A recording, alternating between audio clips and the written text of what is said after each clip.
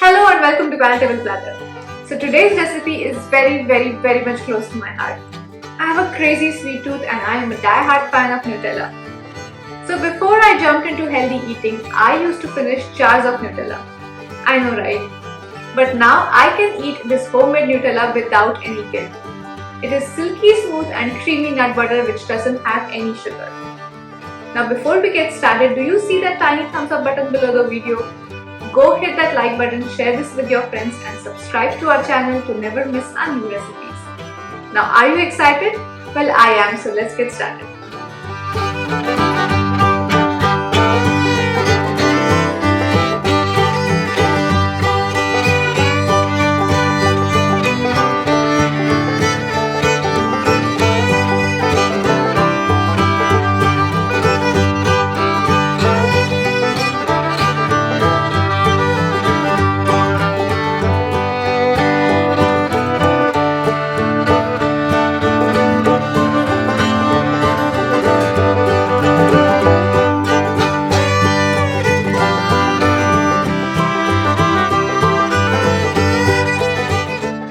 I can't wait to try this Nutella on my fruit toast.